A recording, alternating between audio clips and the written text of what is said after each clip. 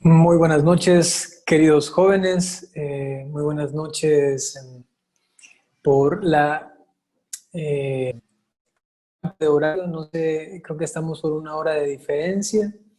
Así que yo les quiero invitar a que si están todavía despiertos, porque todavía no está muy entrada la noche, se despabilen y que estén muy concentrados para este momento que vamos a tener. Lo digo así porque el tema que vamos a tratar el día de hoy es un tema no tan atractivo, se puede decir así, si lo estudiamos tal cual como se nos presenta, ¿no? La doctrina social de la iglesia, si uno mira el libro, el folleto, ¿no? Es una cosota así de gruesa, ¿no? Y hay muchos temas variados que nos pueden realmente agotar, ¿no? Así que yo he estado pensando cómo podría eh, colaborar con toda esta juventud en su formación espiritual a raíz de la doctrina social de la iglesia, pero que no sea algo parezca pesado, ¿no? Tedioso, ¿no? Y por ello les quiero compartir como las líneas más fundamentales de todo este documento, ¿no? El cual nos va a impulsar a vivir una espiritualidad muy encarnada, ¿no? Eso es muy importante dentro del nexo, de la conexión que existe entre la doctrina social de la iglesia y la fe, ¿no? Y la espiritualidad. Es por fin buscar una manera concreta de hasta tal punto materializar la fe para que se note realmente que somos cristianos y en el ámbito de la iglesia entonces procurar la santidad y en el ámbito civil, social, nacional, patriótico, entonces procurar ser realmente héroes de la patria, ¿no? Esto, repito, todo el tema, ¿no? Es demasiado amplio, así que vamos a intentar por ahora, como primer punto, hacer algo más teórico, ¿no? Y entonces, ya que están un poco más despiertos, voy a aprovecharlos, ¿no? Para esto, les pediría que anoten los puntos más importantes o los temas más importantes de todo este documento de la doctrina social de la Iglesia. Luego de anotarlos, voy a hacer un breve resumen y va a ser muy, pero muy breve porque, repito, es un tema demasiado amplio, extenso, ¿no? Que necesita una profundización más prolongada, ¿no? Y al final intentaré hacer una especie de conjunción de todo lo que hemos visto con este punto espiritual, con la fe, ¿no? Entonces, si tienen por allí en qué anotar, obviamente me imagino, ¿no? Van a hacerlo, cogen por ahí su pluma, su lapicero y van a anotar ya los puntos más importantes de todo este documento. Primero, ¿qué es la doctrina social de la iglesia? ¿No? Es como el primer puntito, ¿no? La doctrina social de la iglesia. ¿En qué consiste? ¿No? Segundo, espero que estén bien hábiles, ¿no?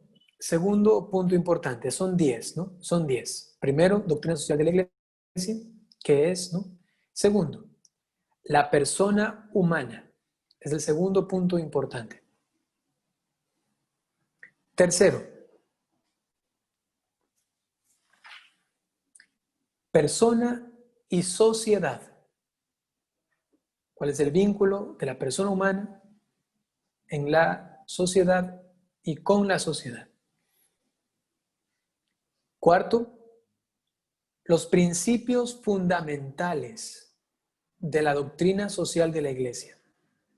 Los principios fundamentales. Quinto, familia y educación. Familia y educación. Sexto punto importantísimo, el trabajo y la empresa. Trabajo y empresa. Cuarto, quinto, sexto, trabajo y empresa es el número sexto, ¿no? Número séptimo, actividad económica. Séptimo punto importante, actividad económica. Octavo punto importante, desarrollo y ecología. Desarrollo y ecología. Noveno punto importante es Estado. Nos referimos al Estado como gobierno, ¿no? Estado y vida pública. Estado y vida pública. Y el décimo punto importante es el orden internacional. Orden internacional. Espero que hayan podido anotar todos, todo. Entonces tenemos aquí esos 10 puntos, los cuales ahora intentaré resumirlos, explicarlos brevemente, pero les pido que estén realmente muy atentos porque lo que voy a decir van a ser las partes más importantes y lo que puedan, vayan y anoten, ¿no? Escríbanlo para que no se pierdan por lo menos las cosas más esenciales, ¿no? Yo voy a aparecer aquí como una ametralladora porque voy a tocar muchos puntos. Repito, va a ser muy somero, sin en forma general, ¿no? Para realmente comprender a qué se refiere este documento de la doctrina social de la Iglesia, ¿no? Comencemos con el primer punto, ¿no? Que era doctrina social de la Iglesia, ¿no? Es un conjunto de enseñanzas relativas a la vida social en cuanto esta vida social está ordenada al fin último, es decir, hacia Dios. Entonces son enseñanzas que se involucran con la vida social y que se ordenan luego a Dios mismo, ¿no? Son presentadas por la Iglesia para iluminar la conducta cristiana de los fieles y de todas las personas de buena voluntad. Es decir, que es un documento dirigido para todo el mundo, para todos aquellos que tengan el deseo de buscar la verdad, de vivir el bien, y específicamente para los cristianos fieles, es decir, para los católicos. ¿Cuáles son los elementos básicos de la doctrina social de la Iglesia? Hay 3 elementos básicos. El primero, el principio de reflexión. ¿Qué significa esto? La Iglesia reflexiona cuáles son las bases fundamentales con las que se puede ordenar una sociedad. Así, esto se basa en el juicio del magisterio. ¿Qué es el magisterio? Digamos que es la parte de enseñanza de la Iglesia. La Iglesia cuando, por ejemplo, saca de la Sagrada Escritura, de la tradición, que es la revelación, saca las verdades reveladas por el Señor, ¿no? Entonces, estas verdades, el magisterio las enseña. Y este mismo magisterio reflexiona cómo poner bases importantes para una buena convivencia social, ¿no? Segundo elemento básico es criterio de juicio. ¿Qué significa esto?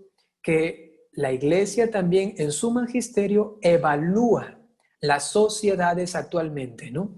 Esta sociedad tiene esos puntos de quiebre, esos puntos deficientes. Estas otras sociedades quizá tienen esos puntos positivos. Bueno, ¿cómo podemos evaluar la sociedad, ¿no? Para determinar cómo podemos ayudarla, qué aportes puede dar la Iglesia, ¿no? Y en este punto concreto también los ciudadanos cristianos católicos, ¿no? El tercer punto básico, elemento básico, ¿no? Es las directrices de acción. ¿Qué significa esto? Es la capacidad de orientar a la sociedad. Este mismo magisterio, al tener el juicio de la revelación, es capaz de orientar a la sociedad por medio de estas bases que he dicho con anterioridad, ¿no? Todo esto entra dentro de lo que se conoce como la ética o los principios morales. ¿A qué me refiero?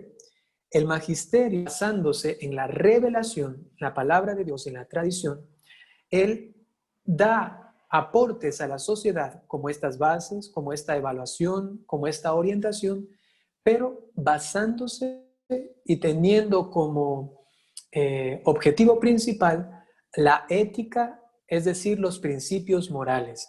La iglesia no se va a meter, por ejemplo, a decir, bueno, yo aconsejo que en esta sociedad vayan todos por este partido político, por ejemplo, ¿no?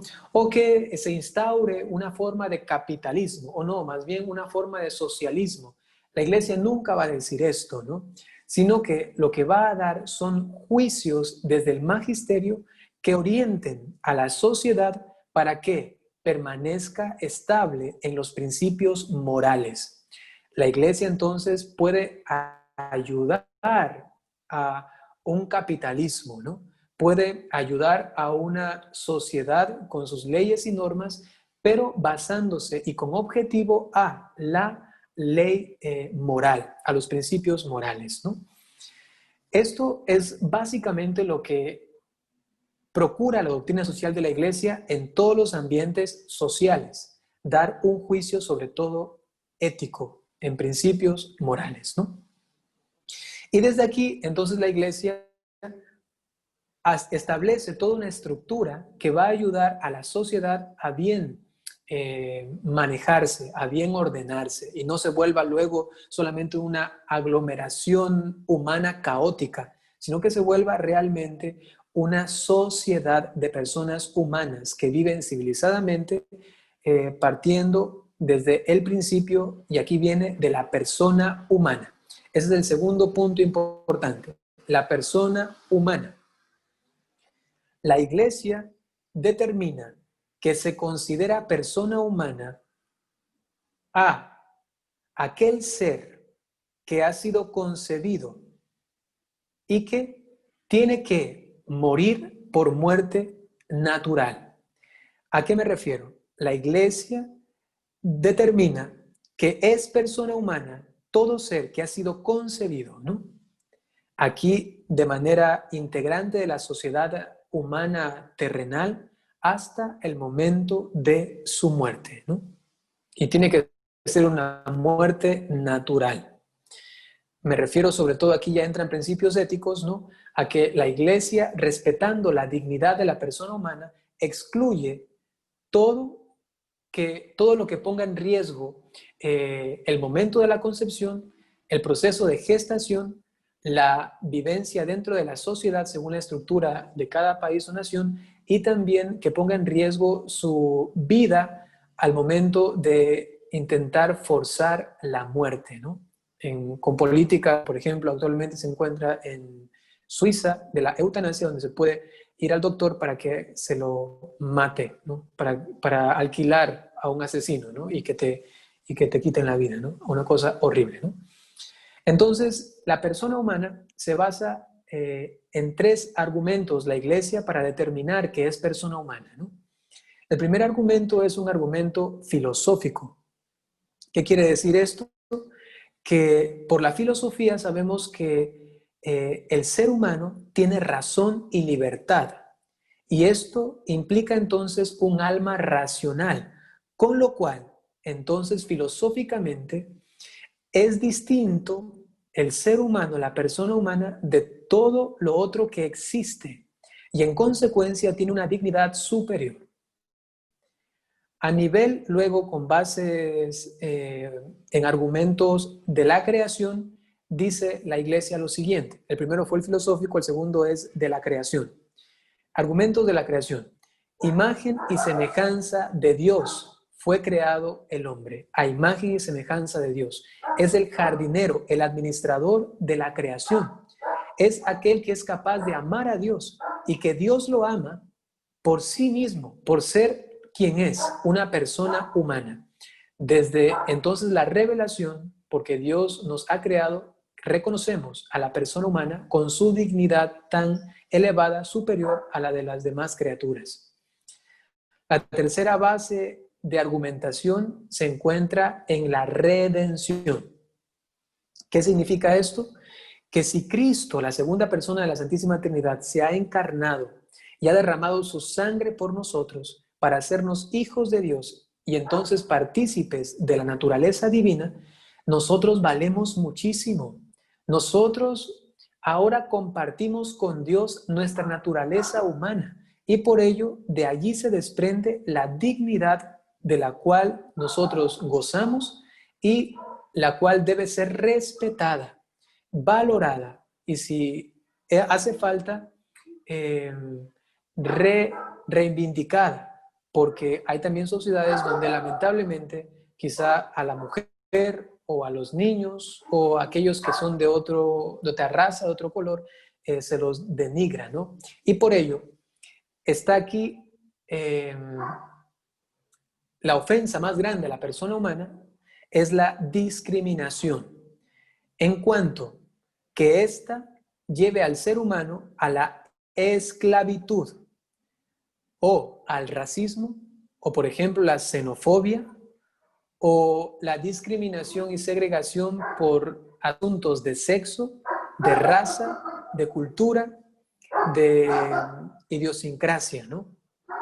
Entonces, aquí se vislumbra ya cómo la Iglesia, como fundamento importante para desarrollar la doctrina social dentro de las naciones, ¿no?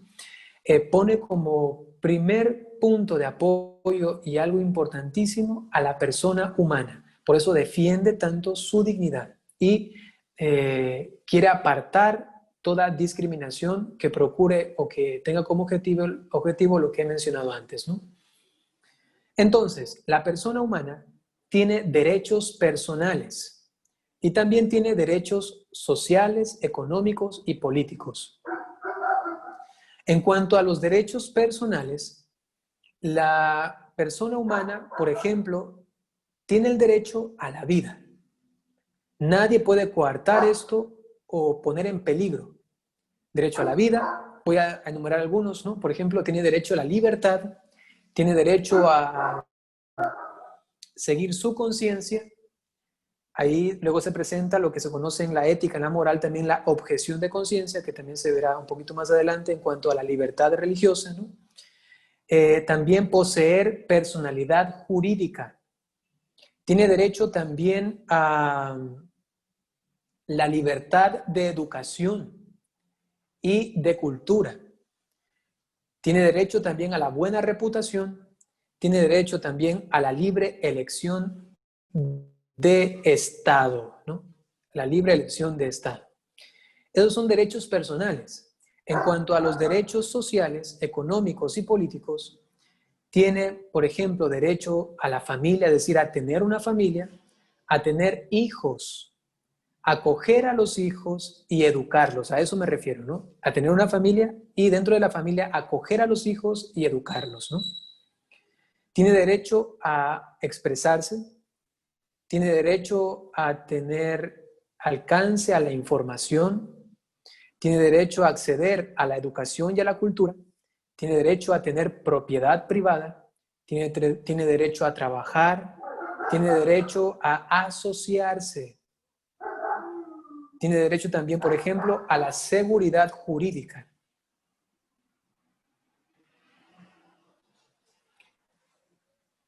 Esto es realmente importantísimo, jóvenes, tener en cuenta y si no, quizás así grabado tal cual, ¿no? Tener una noción de esto, de lo que implica el solo hecho de la existencia de una persona humana.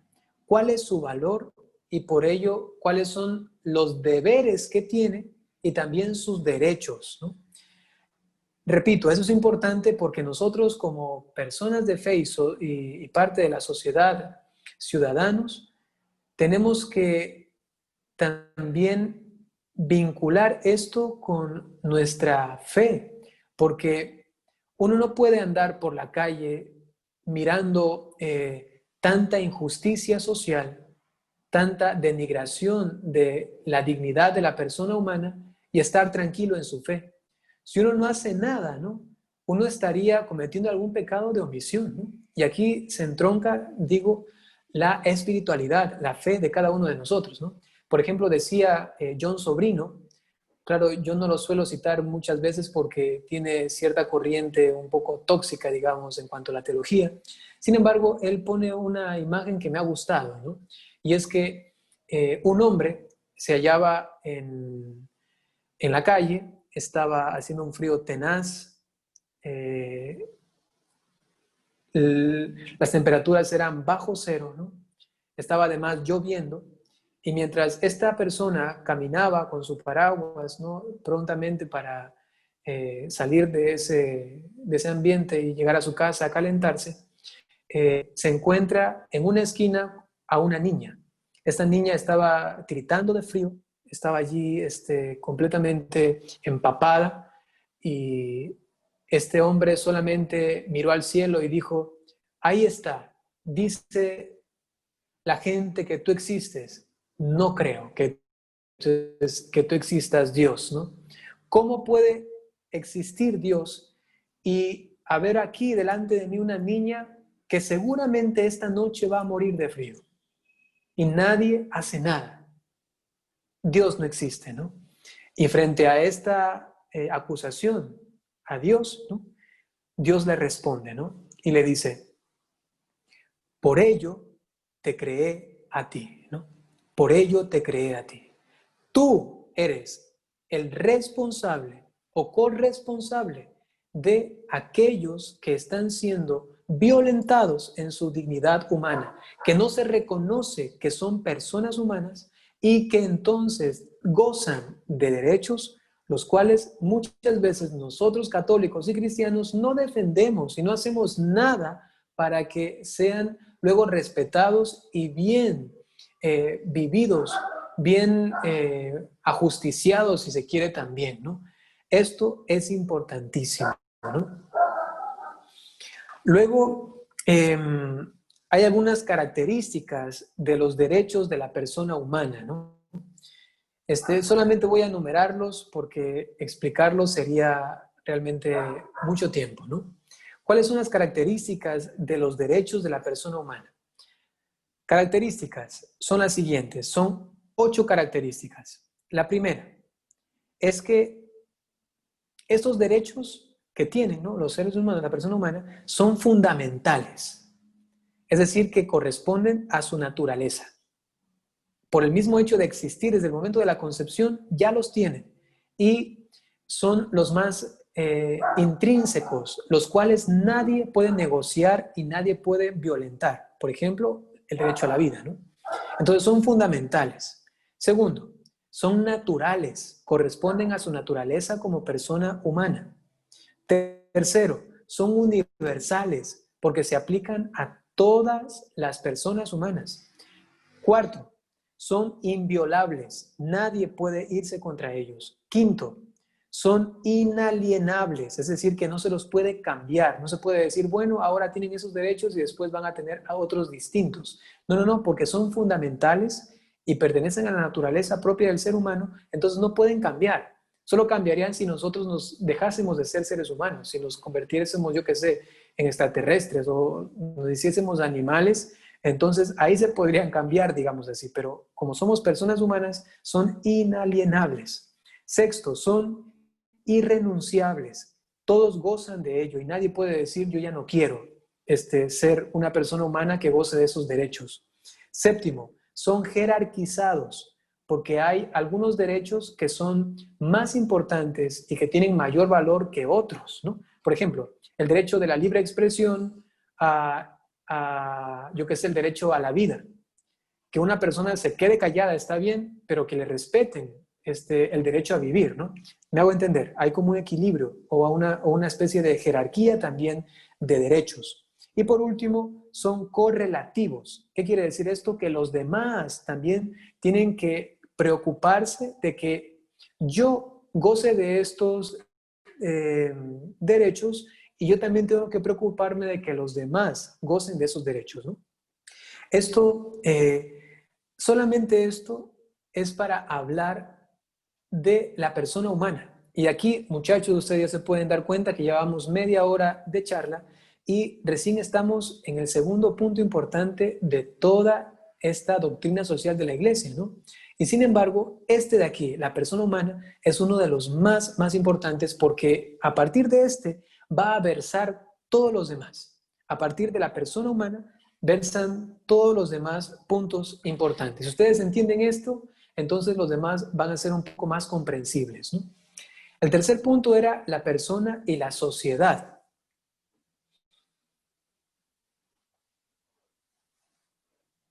Aquí el documento nos habla del compromiso. Voy a intentar ahora ir más vinculándolo con la parte de la fe, ¿no?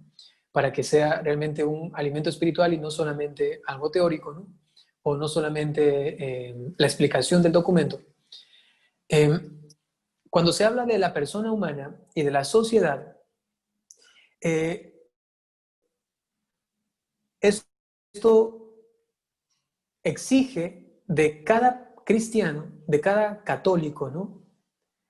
Vivir ciertas virtudes. Si cada uno de nosotros no aprende a desarrollar y a vivir las virtudes que voy a enumerar, entonces nosotros seríamos solamente una falsificación de cristianos. Nuestra oración, nuestra espiritualidad, nuestros retiros, todo lo que hacemos, si no se concretiza en estas virtudes que voy a enumerar, entonces realmente deberíamos cuestionarnos si estamos orando bien, si tenemos una vida espiritual realmente bien fundamentada, bien ordenada, auténtica, o si solamente estamos viviendo una especie de religiosidad y que ya que mis amigos están en la iglesia, yo también voy y participo, pero realmente no hay un compromiso auténtico para con Dios. Recordemos que los profetas denunciaban el abuso de poder de los tiranos, denunciaban todas las leyes que iban en contra de Dios, ¿no? Y eran aquellos que estaban tan íntimamente unidos a Dios por su relación que tenían con Él, por la oración, por la vivencia personal cada día, ¿no? Entonces, en estos profetas se ve tan fuertemente acentuadas estas virtudes que voy a enumerar, ¿no? Y son las siguientes, ¿no? Primero,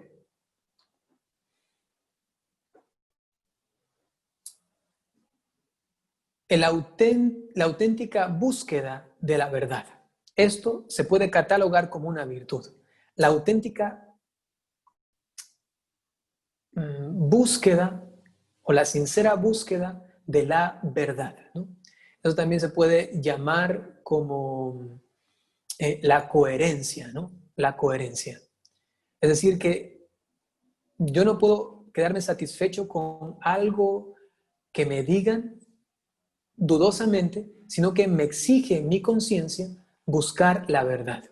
Segundo, aprender a vivir la libertad. La libertad. No vivir coaccionados ni reprimidos, sino que, como dice San Pablo, la libertad de los hijos de Dios. Tercero, la justicia. Eso es importantísimo, la justicia. Y a la justicia añadamos la ira santa.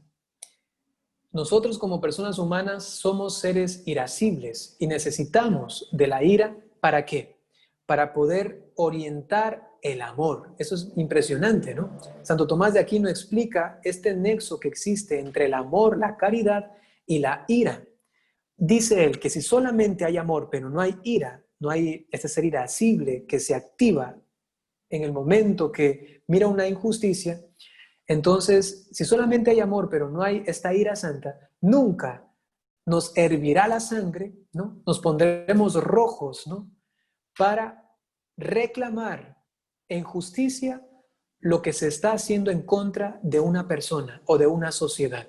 Por ello es importante también que aprendamos a dominar nuestra ira y direccionarla por la razón hacia la caridad. Y esto desemboca entonces a ser personas justas, es decir, la justicia.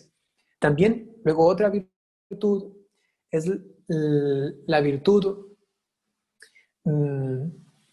de buscar continuamente la paz, es decir, ser pacíficos, ¿no? Es la paz.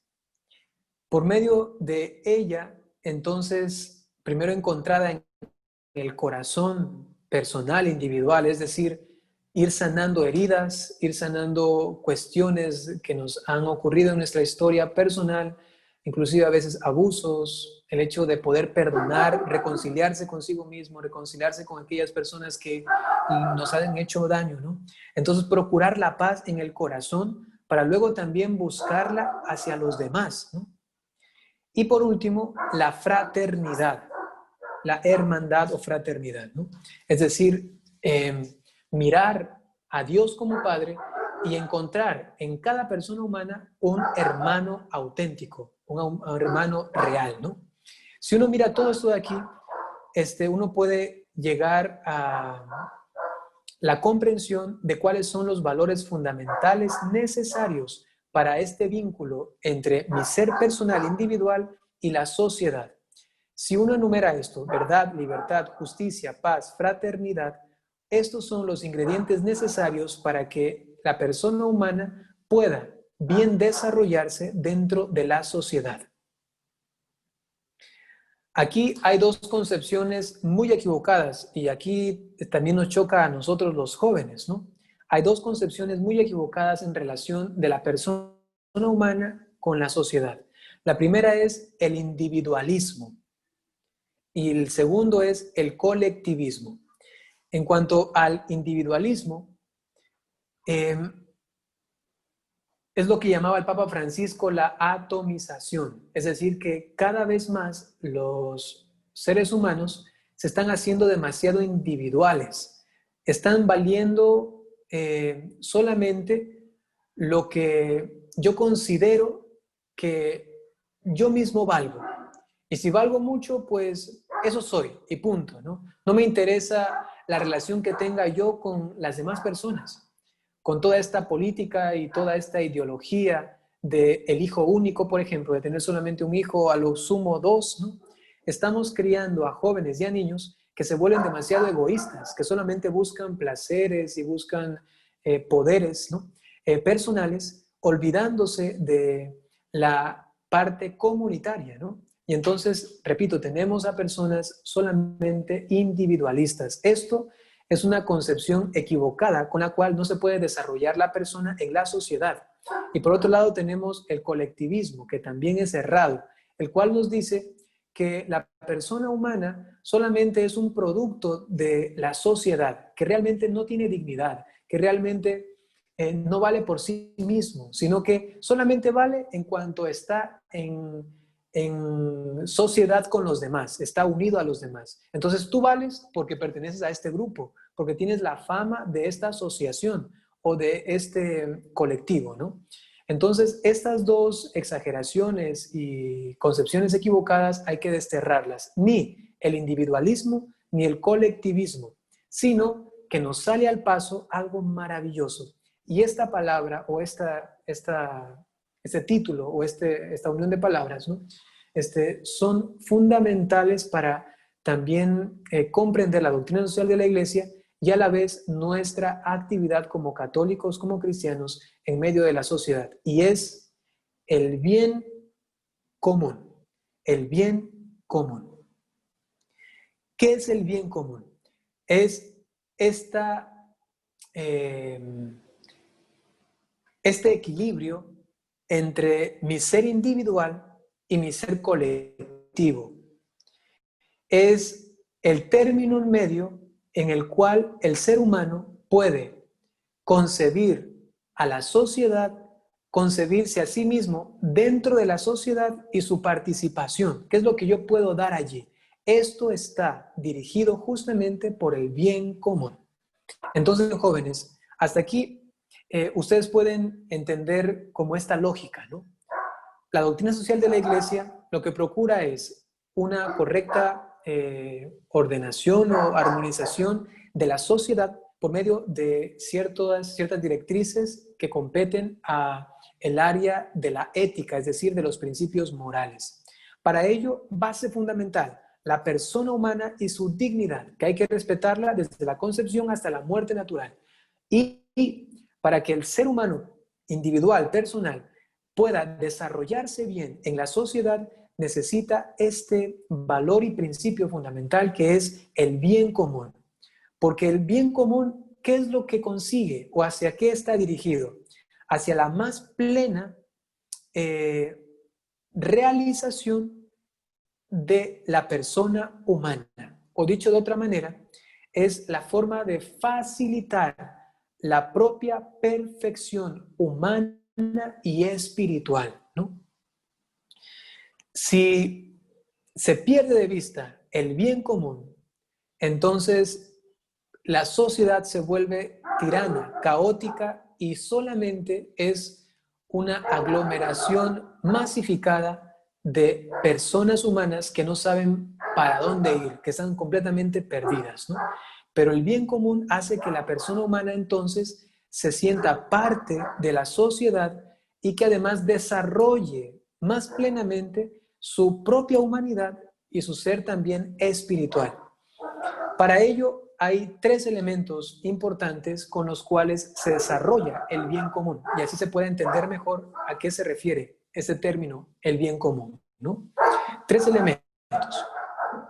Primero, respeto a la persona y a sus derechos inalienables. Respeto a la persona y a sus derechos inalienables.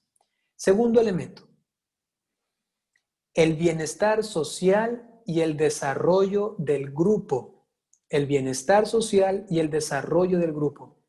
Y el tercer elemento del bien común es la paz.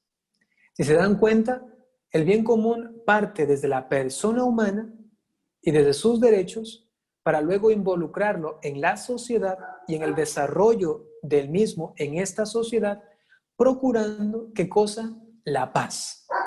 En cuanto esto se dé en una sociedad, se está viviendo el bien común, ¿no? Este es el vínculo entonces que existe entre la persona y la sociedad, que se da sobre todo en este concepto de el bien común, ¿no? El cuarto punto importante es los principios fundamentales. Vamos a enumerar estos principios fundamentales con los cuales vamos también a ir entendiendo mejor qué es lo que pretende la doctrina social de la Iglesia y luego también el compromiso de cada cristiano para con ella, ¿no? Entonces, a más de lo que ya hemos dicho, ya hemos mencionado la dignidad de la persona humana, hemos hablado de que el ser humano tiene que ser libre, ¿no? Además del concepto del bien común, la Iglesia Católica propone 4 principios fundamentales para ordenar toda su doctrina social. El primer principio es el siguiente, es el principio de solidaridad. El segundo principio es el principio de subsidiariedad. Primero solidaridad, segundo subsidiariedad. Subsidiariedad. ¿Qué significa esto? Esos dos primeros principios, solidaridad y subsidiariedad, nos indican cómo realizar la cooperación, es decir, cómo el ser humano dentro de la sociedad puede cooperar en base a la solidaridad y la subsidiariedad. El tercer principio fundamental es la autoridad y el cuarto es la participación. Tercero, autoridad y cuarto, participación. ¿Qué nos dicen esos tercer y cuarto puntos? Nos dicen cómo ejercer la responsabilidad personal del cristiano, del ciudadano, en la sociedad, por medio de la autoridad y de la participación, ¿no?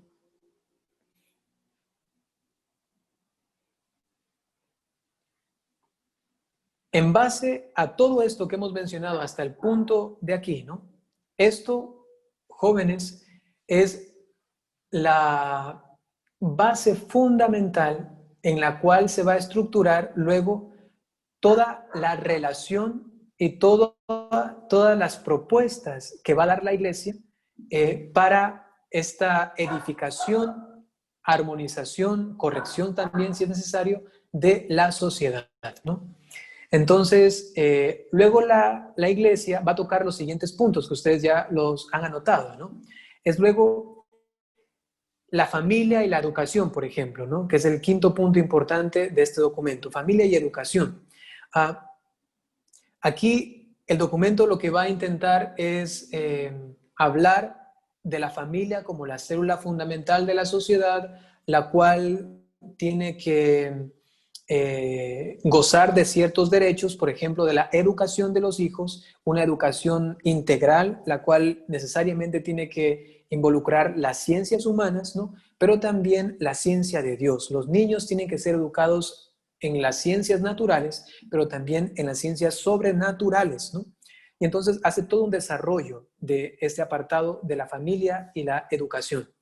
Allí lo que nos compete a nosotros como cristianos, como católicos, es, por ejemplo, en la sociedad, hacer valer estos derechos de la familia. No caer en estas ofensas tremendas contra la familia, como por ejemplo lo es el divorcio, ¿no? O por ejemplo también estas uniones de hecho, o también el adulterio, o inclusive dentro de la misma familia, el hecho de utilizar estos métodos anticonceptivos y todas esas formas inmorales que lo que hacen es ofender a la familia, al matrimonio, y en cuanto a los hijos, también que ellos gocen de este derecho de la educación y no sean luego entonces solamente así, bueno, que vayan a la escuela y que ahí les digan lo que tienen que decir y que los papás no se hagan responsables, ¿no? Y por ello, dentro de aquellos que son responsables de la educación de los hijos, en primera instancia está la familia, luego está la escuela, es decir, la parte educativa, ¿no? Luego también está el Estado y también la iglesia, ¿no? Todos ellos hacen parte de este derecho que tienen los niños de ser educados, ¿no? Y en consecuencia, nosotros tenemos que en la sociedad de una forma activa hacer valer estos derechos, ¿no? Qué bonito sería que de entre ustedes alguno diga, bueno, yo voy a estudiar ciencias políticas, ¿no? O yo voy a estudiar alguna materia, alguna especialización que tenga que ver justamente con la sociedad. Tengo un llamado hacia hacer valer la dignidad de la persona humana en base al bien común. Y entonces ahí entran todos esos aspectos, ¿no? Ahora hemos visto la familia y la educación, pero también se va involucrando, por ejemplo, la cuestión del trabajo, ¿no? Y la empresa, de que en las sociedades se respete, ¿no? El derecho a trabajar y que sean, por ejemplo, los trabajadores remunerados de la forma más justa posible, que tengan, por ejemplo, ¿no? Aquí el documento menciona muchas cosas, ¿no? Que tengan un horario que sea humanamente vivible, ¿no? Que tengan un descanso también dominical, que puedan hacer asociaciones o sindicatos, que tengan pensiones, por ejemplo, cuando ya viejos, entonces que el Estado y que la empresa los haya afiliado o asegurado para que luego tengan una ancianidad y una muerte digna, ¿no? Que tengan también expresión personal, individual en el trabajo, que puedan realmente participar, colaborar con la empresa y no sean como esclavos, que tú vienes, te contrato y calladito no dices nada, ¿no? Esto es abusar y esto es denigrar a la persona humana, ¿no? Son tantos derechos que también tienen los trabajadores y la iglesia también se mete en este aspecto porque la fe nos impele, nos obliga a también hacer que el evangelio entre dentro de las empresas, ¿no? Dentro de esta área laboral, ¿no?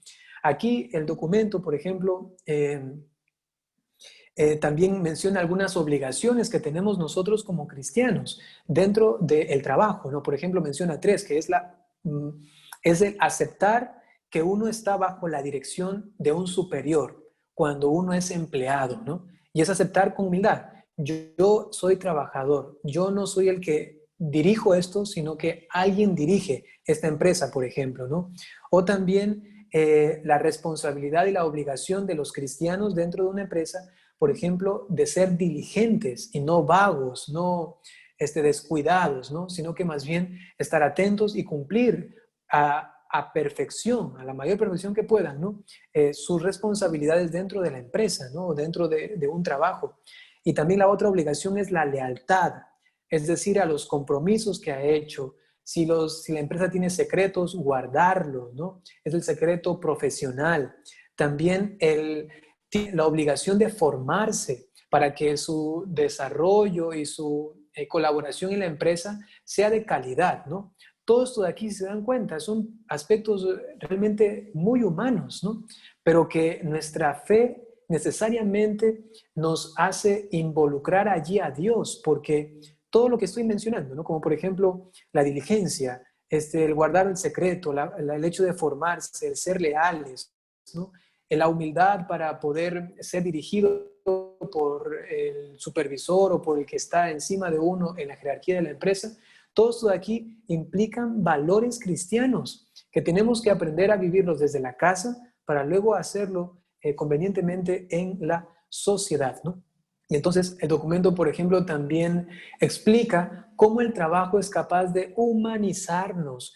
Y si bien es cierto, el trabajo a veces puede ser cansado, sin embargo, el trabajo está dentro de los planes de Dios. Y es más, Dios mismo ha querido, inclusive antes del pecado original, que los seres humanos trabajen.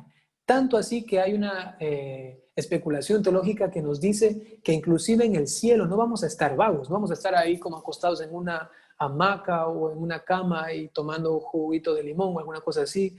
Por supuesto que no, sino que inclusive en el mismo cielo vamos a trabajar, vamos a desarrollar nuestras capacidades, vamos a desenvolver nuestro ser humano, ¿no? Y esto también es importante, ya bien vivirlo y aprovecharlo aquí en la tierra, ¿no? Para desarrollar nuestra capacidad humana, ¿no? Luego el documento explica esos otros puntos importantes, los cuales pienso que por el tiempo no vamos a profundizar más. Voy a decir unas cositas breves acerca de estos últimos 4 puntos importantes de la doctrina social de la Iglesia, ¿no?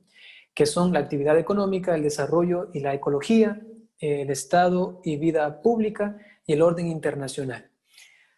A ver, miren, muchachos, lo que yo he hecho ahora es como una especie de abreboca para que ustedes se acerquen con responsabilidad a este documento. Pueden buscar, por ejemplo, en Internet compendio de la doctrina social de la Iglesia en PDF y lo van a encontrar rápidamente. Y allí van a intentar ustedes, quizá personalmente, profundizar estos puntos que no voy a tratar sino solamente de una manera somera, ¿no? Los que he mencionado, los últimos 4, ¿no? Porque estos también son muy necesarios por lo menos, ¿no? Haberlos leído una vez en la vida, para que luego uno no ande por allí, yo qué sé, en una charla, en una predicación que le piden, ¿no? Háblenos acerca de Diosito y todo, ¿no?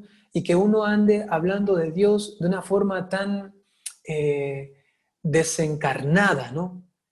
Que no tiene nada que ver con la realidad, ¿no? Que uno solamente diga, quizá, yo qué sé, ya Diosito es bueno y nos ama y eso es todo, ¿no? Claro que hay que decir que Dios es bueno, claro que hay que decir que Dios nos ama, ¿no? Pero si esto no se encarna, estamos falsificando el mensaje del Evangelio. Justamente la divinidad, el mismo Dios, se ha encarnado, ¿no? Es decir, que se ha hecho tan palpable, visible, cercano a nosotros para que nosotros, al mirarle sus acciones, sus palabras, sus obras, entonces podamos reconocer nuestra humanidad y entonces también desarrollarla perfectamente según el modelo que Él nos ha dejado. Y si es que nosotros entonces en nuestra espiritualidad no integramos esta encarnación, es decir, esta vivencia en las cosas tan seculares, tan sociables, ¿no? Tan del mundo, digamos así, nos vamos a perder. Y es lo que ocurre, ¿no? Es lo que ocurre, por ejemplo, cuando jóvenes están adentrándose en la fe, están orando, van a los grupos de oración, se están formando, ¿no? Pero todo esto de aquí se integra en la esfera puramente espiritual y no logra tocar esta esfera también humana, sociable, ¿no? Y entonces, solamente espiritual, espiritual, espiritual, tienen 15 años, 17 años, 19 años, salen del grupito, ya van a la universidad o ya van al trabajo, ¿no? Y como no conocen la encarnación de la fe, la encarnación de la espiritualidad, entonces, en medio de ese mundo que no conocen, que es nuevo para ellos y que no saben cómo manejarlo porque sencillamente no han sido formados para vivir la vida en el mundo, ¿no? Entonces, llega una propuesta que no es coherente, ¿no?, con la verdad que habíamos dicho, ¿no?, que no es coherente con la dignidad humana, que no va en colaboración con el bien común. Y entonces comienzan los mismos católicos a vivir una injusticia impresionante dentro de la sociedad, por ejemplo, por formas corruptas, ¿no?, por formas de denigración de la persona humana, por no saber respetar y, por ejemplo, obedecer, inclusive al Estado, ¿no?, y saber cuándo obedecer y cuándo no. El obedecer, por ejemplo, a los patrones, que la Iglesia hasta el día de hoy sigue diciendo, y así lo predica, que nosotros en todos los ambientes y estados que nos encontremos, siempre que tengamos un superior, le debemos obediencia según la jurisdicción que tiene esta autoridad de mi superior. Y en consecuencia, yo tengo que mirar en esta obediencia la voluntad de Dios, ¿no? Esto que está tan desarraigado del concepto o de la conciencia de la persona humana, ¿no? Porque uno a veces dice, bueno, yo soy católico, yo solamente obedezco a Diosito, ¿no? Y se va de la conciencia, tiene que obedecer al Estado, que tiene que obedecer también a sus patrones, a quienes están encima de uno en esa estructura jerárquica, ¿no? Y si es que uno no vive esto o no entiende esto, porque no ha leído o porque no se ha formado, entonces allí vienen tantos abusos de poder, por un lado, y también tanta falta de valorar la situación y el puesto en el que uno se encuentra, ¿no? Porque no ha podido desarrollar también su fe en este ambiente, ¿no? Entonces, les invito sencillamente, queridos jóvenes, a que ustedes mismos procuren en la semana o el tiempo que tengan, ¿no?, a leer brevemente, ¿no?, estos puntos que nos propone la Iglesia para también vincularlos con nuestra actividad de fe espiritual, ¿no?, que tiene que ver con lo que hemos mencionado, la actividad económica, ¿no?, qué es lo que la Iglesia dice en cuanto a, por ejemplo, el capital, qué es lo que dice en cuanto al dinero, en cuanto a la propiedad privada, ¿no? ¿Es lícito o no es lícito? ¿Cuándo se puede hacer, por ejemplo, yo qué sé, una protesta, inclusive una huelga, ¿no? Todo eso de aquí es importante, ¿no? También en cuanto al desarrollo de las naciones, ¿no?, cómo también aquí se cumple este principio de colaboración, de solidaridad, ¿no?, que las naciones del primer mundo puedan ayudar a las del tercer mundo, por ejemplo, cómo se involucra la ecología dentro de nuestra espiritualidad, mirar también el mundo, ¿no?, como parte de nuestra casa común que ha dicho el Papa Francisco, ¿no? Entonces también nuestra espiritualidad, en este caso más franciscana, ¿no?, poder desarrollarse en este punto tan importante de la ecología, saber cómo bien administrar los recursos naturales. Aquí se mencionan, por ejemplo, las especies animales, la energía no renovable, los paisajes, la contaminación, la basura, los derechos que tienen inclusive ciertas ENAS, ¿no?, los residuos sólidos, cómo manejarlos, los efectos negativos, como son, por ejemplo, el efecto invernadero, que seguramente conocemos, ¿no?, a causa del dióxido de carbono, ¿no?, que se está dando por el mal manejo de los recursos naturales, el deterioro de la capa de ozono, o también, por ejemplo, la deforestación de las selvas, por ejemplo, de la Amazonía, ¿no? Todo esto de aquí entra también dentro de este compromiso cristiano que tenemos que vivirlo, sentirlo fuertemente, ¿no?, en nuestra espiritualidad. Y si no podemos hacer quizá ahora nada, por lo menos tenerlo en la conciencia y orar por eso, orar y pedir en un rosario, en las Eucaristías, por todos esos puntos que quizás nosotros ni siquiera hemos considerado, que solamente consideramos, oramos, sí Señor, oramos por mi familia, porque hay un enfermo, y oro por mis amigos, y como que estamos en una situación muy encerrada, ¿no?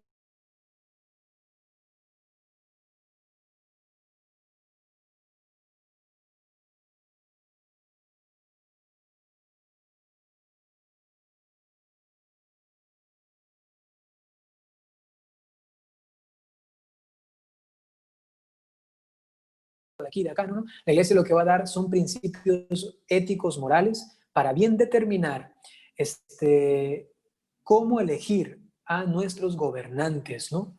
Para que hayan leyes civiles que se apoyen en verdades fundamentales objetivas, en la ley moral objetiva también y en la ley natural. Con ello, entonces se van a dar leyes civiles óptimas para el buen desarrollo de la sociedad, ¿no? Bueno, hay muchísimos otros puntos, les invito solamente a leerlos luego ustedes, ¿no? Y por último está el orden internacional, ¿no? Que tiene también bases fundamentales para que se dé el buen desarrollo, que tiene como objetivo la fraternidad universal. Es decir, que todos los seres humanos nos sintamos parte de una misma familia, a pesar que pertenezcamos a una cultura distinta e inclusive a una religión distinta, ¿no? Esto está fuertemente fundamentado en la justicia y en la solidaridad, ellas dos que procuran la paz de las naciones, ¿no? Ahí también se va a hablar acerca de la guerra, cuando es lícito, por ejemplo, la defensa eh, personal, ¿no? También se va a hablar, por ejemplo, del aspecto de la milicia, de los militares, cuándo se debe recurrir a ellos o cómo se debe también enfatizar la virtud del patriotismo, ¿no? Para vivir una correcta relación, amor con nuestra patria, ¿no? Eso también son cuestiones muy importantes y que, repito, por ejemplo, la virtud del patriotismo ya tan olvidada. Ya nadie se confiesa. Yo no estoy, por ejemplo, acostumbrado y nunca he escuchado una confesión en la cual venga alguien y me diga, padre, me confieso, ¿por qué? Porque no he vivido la virtud del patriotismo, ¿no? Eso, ya nadie se confiesa de eso, del amor equilibrado, auténtico, sano y santo de la patria, ¿no? Si, por ejemplo, recurrimos a San Agustín, él nos habla de la patria de una forma impresionante, ¿no? Dice él, hay que amar a Dios sobre todas las cosas y después de Dios a la patria y después de la patria a nuestros padres, ¿no? Qué impresionante, ¿no? Ahora explicar eso sería también todo un temazo, ¿no? Pero solamente lo explico así, lo digo así como soltándolo, para que esto también nos toque la conciencia, ¿no? Que como cristianos, como católicos, dentro de nuestra espiritualidad deberíamos integrar también estas otras esferas que son imprescindibles, que además es que nosotros vivimos en la sociedad y tenemos que aprender a tener voz y voto fundamentado en una estructura bien desarrollada para luego explicar por qué el católico se involucra en la sociedad y tiene esto que aportar, ¿no? Desde una profunda vida de relación con Dios, porque si no también sería solamente pura actividad social que nos hace solamente vivir una especie de filantropía, ¿no? Que eso no tiene mucho que ver con la auténtica fe arraigada e encarnada que nos hace ser realmente profetas en este mundo, ser otros Cristos aquí caminantes, andantes, ¿no? Bueno, eso sería, queridos jóvenes, queridos hermanos, el tema del día de hoy. Discúlpenme una vez y discúlpenme mil veces si esto se presenta así tan pesado, ¿no? Porque es muchos temas, muchas cosas, pero pienso que los que estuvieron dormidos se perdieron de cosas importantes y los que estuvieron despiertos entonces y anotaron y escribieron, tienen por lo menos una base, una noción de lo que trata la doctrina social de la Iglesia y de nuestro papel, de nuestro rol importantísimo, nuestro aporte que tenemos como cristianos, como creyentes, en la sociedad a partir de este documento maravilloso que ha elaborado la Iglesia, ¿no? Eso sería lo que podría compartirles. Muchas gracias. Vamos a este momento a hacer preguntas. Vamos a usar la misma dinámica. Podemos encender el micrófono o usar el chat de la plataforma. Entonces, todos pueden participar.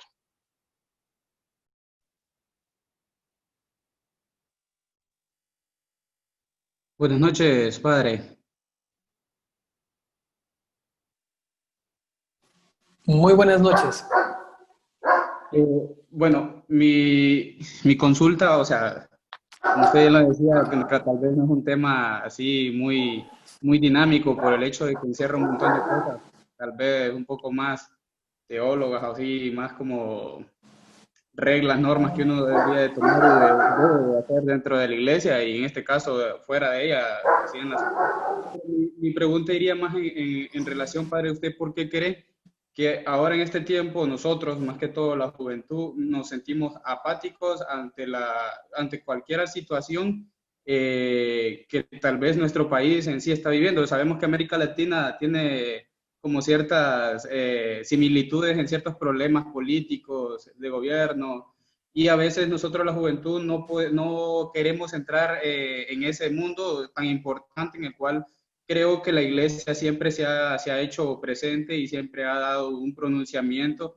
Nosotros aquí en Honduras lo vemos con la conferencia episcopal, cada vez que algún tema no es bien visto por la iglesia, ellos siempre se pronuncian.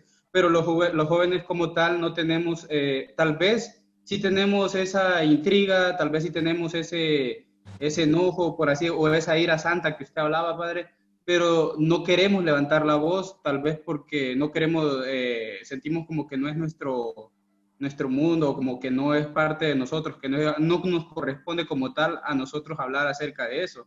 ¿Por qué cree usted que pueda llegar a ser esta situación?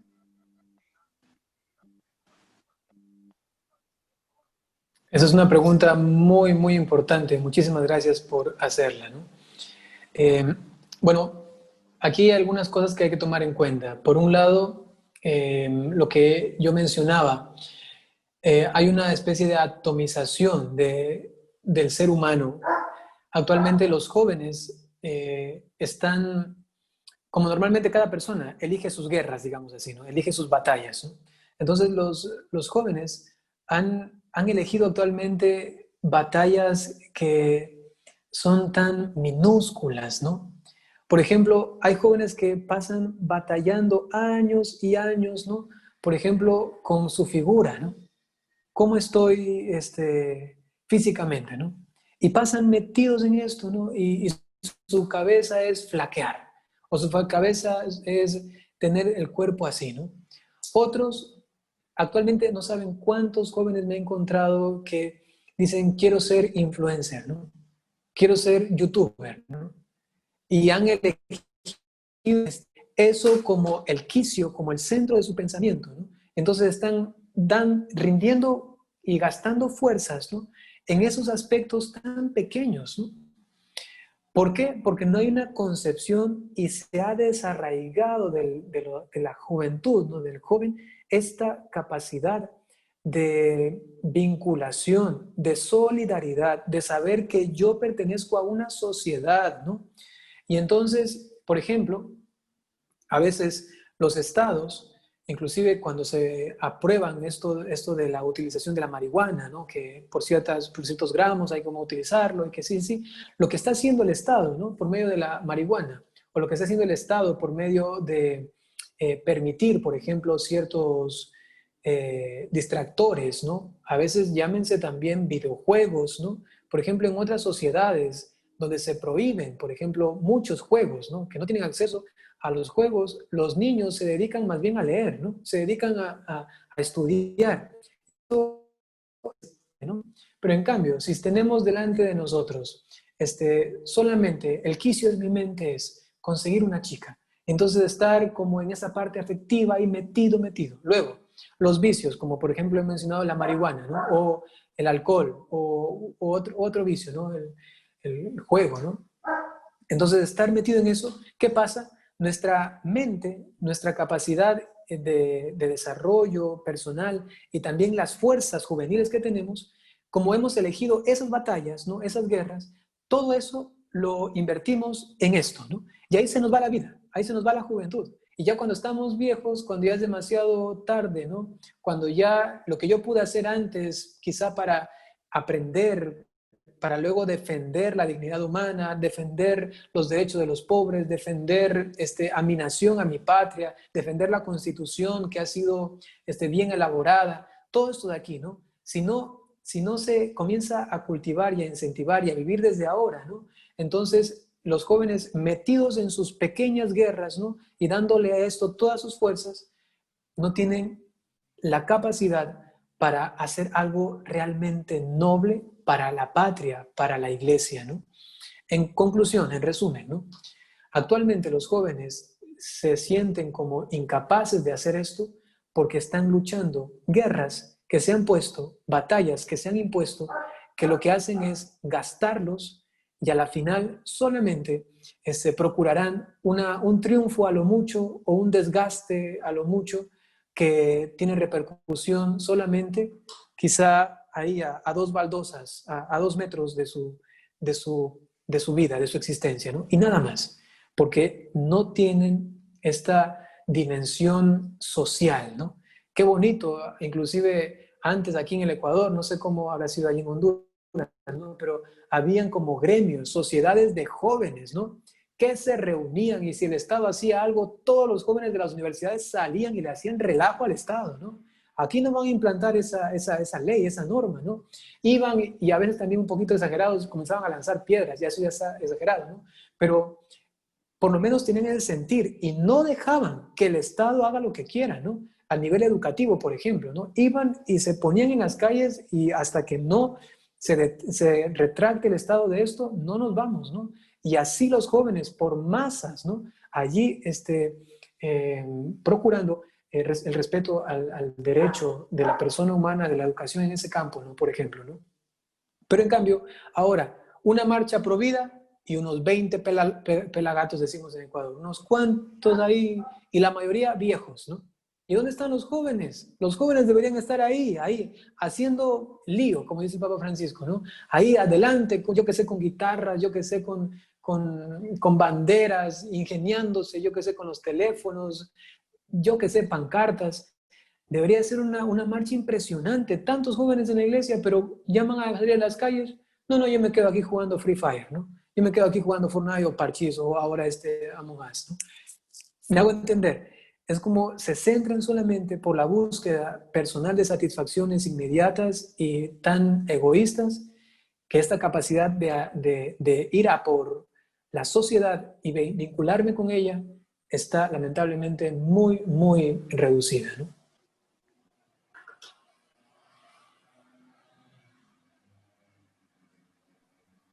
Gracias, padre. Un gusto.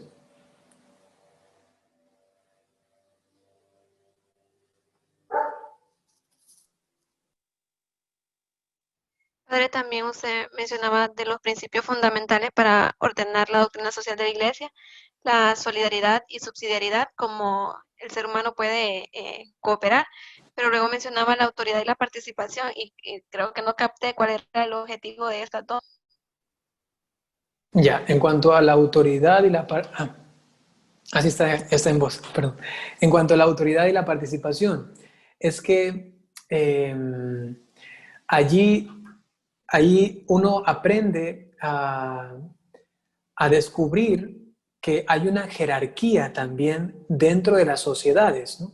Y por ejemplo, dentro de un estado existe el presidente, ¿no? Luego también hay una Cámara de Diputados, o depende según el Senado o cómo está distribuido en cada país, ¿no? Y entonces hay una jerarquía, ¿no? Y entonces cada persona que tiene un puesto jerárquico superior tiene que ganarse la autoridad. Y esta autoridad solamente se da en cuanto que esta persona respete, y aquí siempre se va a repetir esto, ¿no? Respete la dignidad de la persona humana y que vaya a por el bien común. Si esto lo hace bien, basado en leyes civiles que estén fundamentadas en leyes naturales, verdaderas, auténticas, leyes también objetivas, inclusive que si los cristianos pueden aportar también desde la fe, ¿no? De la revelación, ¿no? Desde la ciencia, obviamente desde la psicología, verdades auténticas, si este gobernante, este presidente o ese diputado, ese legislador, tiene todo esto, ¿no? Entonces nosotros le debemos ese respeto y él tiene autoridad sobre nosotros para legislar y nosotros tenemos que obedecer. Esto ya no se da en cuanto que esta autoridad mande a realizar o que instaure leyes civiles que vayan en contra de la ética y de los principios morales, ¿no? Esto es en cuanto a la autoridad.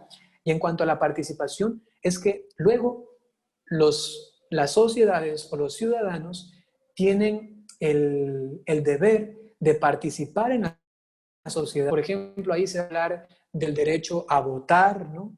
El derecho a la democracia, ¿no? El derecho también a destituir a quienes se encuentran en una función la cual la están desarrollando de una manera atroz, ¿no? Por ejemplo, yo que sé, un diputado que esté apoyando el aborto, ¿no? O que esté coartando la libertad de conciencia o la libertad religiosa, ¿no?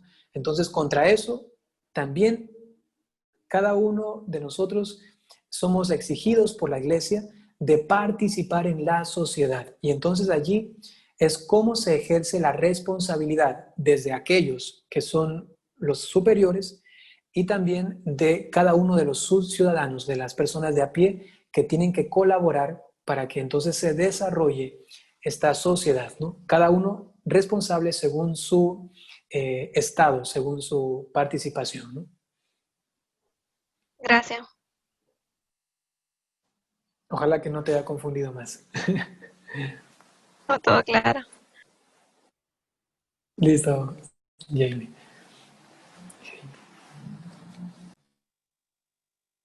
Padre, lo lamento, vuelvo a preguntar, yo creo que en lo personal es un tema muy interesante, más que todo nuestro país está pronto a elecciones también, entonces creo que es de vital importancia para nosotros poder entender o poder comprender cuál es nuestro, como usted bien lo decía, nuestra participación en este ámbito en el cual es muy importante, o sea, nuestro voto y el cual usted bien lo mencionaba, o sea, en la parte que decía de la vida pública, el Estado y la vida pública, ¿verdad? Que son los principios éticos morales para saber elegir a nuestros gobernantes y el cuales ellos elijan leyes correctas para que puedan ser implementadas, siempre bien que vayan de lo del bien común, como usted bien lo mencionaba.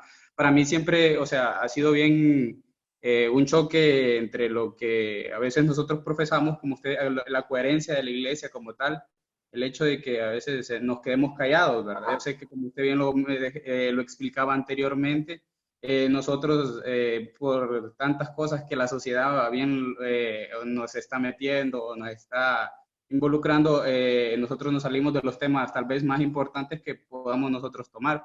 Pero me llamaba la atención porque yo siempre, nosotros aquí, a los hermanos vecinos del Salvador, a mí siempre me ha encantado la figura de, no sé si usted lo ha escuchado, creo que sí, de Monseñor Romero, el santo de América, le decimos nosotros. Entonces, él decía que lo que a él le admiraba no era la maldad del malo, sino la indiferencia del bueno. Y tenía aquí, en lo que usted estaba diciendo, que uno de los pecados, o una de las, permítame que lo estoy buscando,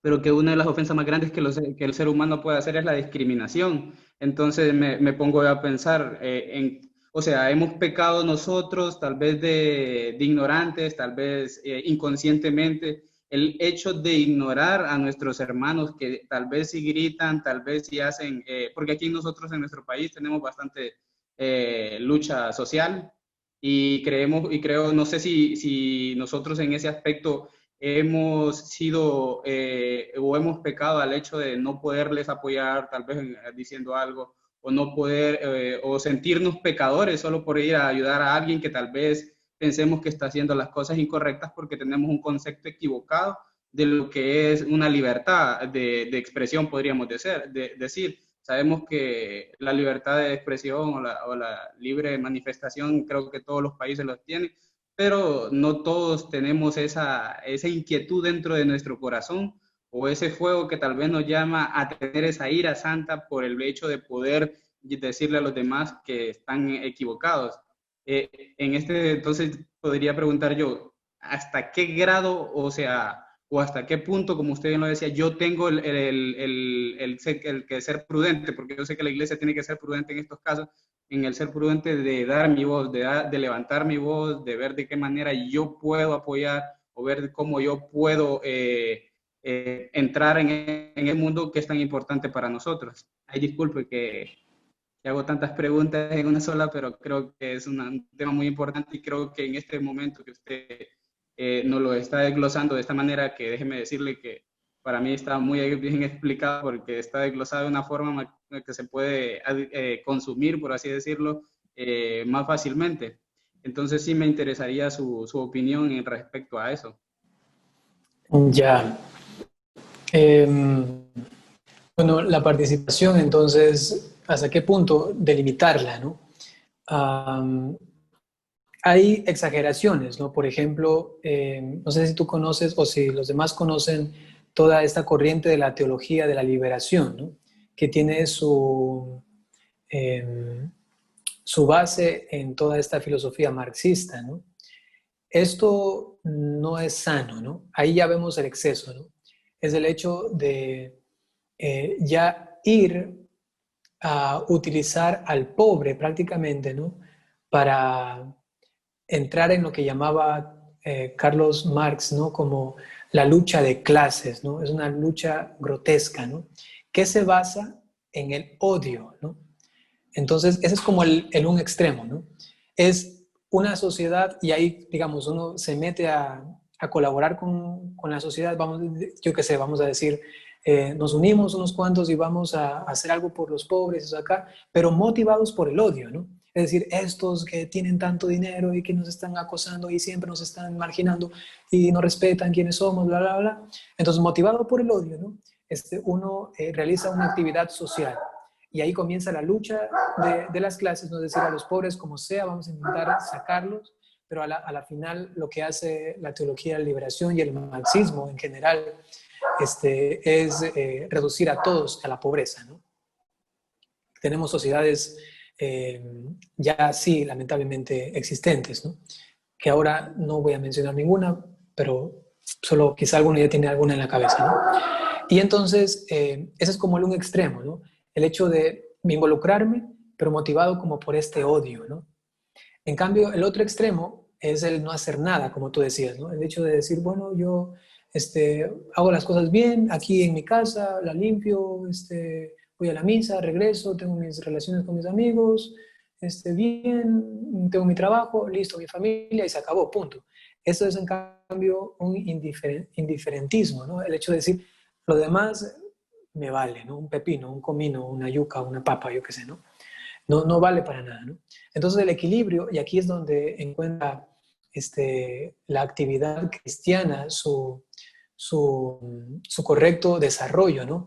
Es que de la forma que sea, ya sea por asociación, ya sea, por ejemplo, ustedes conocen a través de internet, hay campañas impresionantes donde se consiguen firmas con las cuales se logran retractar leyes y a veces inclusive pronunciamientos de personas, ¿no? A veces de empresas, de personas famosas, yo qué sé, de estas firmas internacionales, ¿no? Los colectivos grandes, ¿no? Se logra a través de firmas, ¿no? Entonces hay muchas formas para desarrollar esto, pero este desarrollo tiene que estar impulsado justamente por lo que yo había mencionado antes, ¿no? Es el hecho de la justicia. Realmente lo hago porque veo en la otra persona a un hermano que necesita ser ayudado y por la solidaridad. Es que yo puedo hacer algo por ellos y entonces lo hago. ¿Cuánto puedo hacer? ¿Hasta dónde puedo hacer? Pues haz todo lo que puedas. Haz todo lo que puedas, pero basado en la justicia, no motivada por el odio, sino por la caridad, por el reconocimiento de la otra persona. Entonces, ¿hasta dónde puedo llegar? Pues intenta ser presidente, ¿no? Intenta ser inclusive el líder de una organización, por ejemplo, pro vida, ¿no? Para ir contra el Estado a reclamar si es que está yéndose contra los derechos del embrión o del feto, ¿no? O de la persona humana recién concebida, ¿no? O yo qué sé,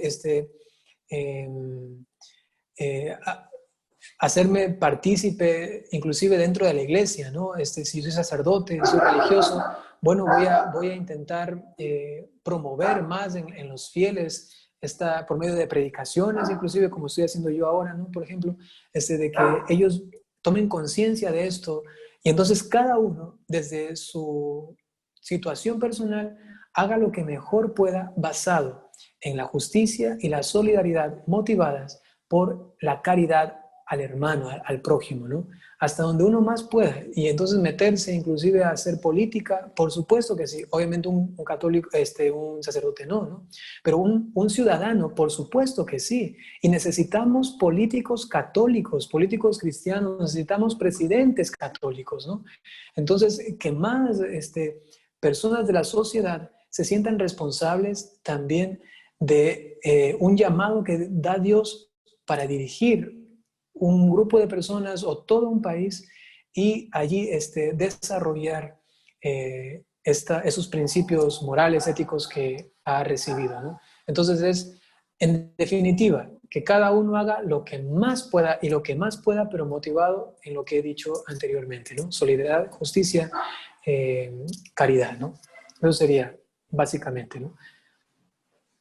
Muchísimas gracias, padre.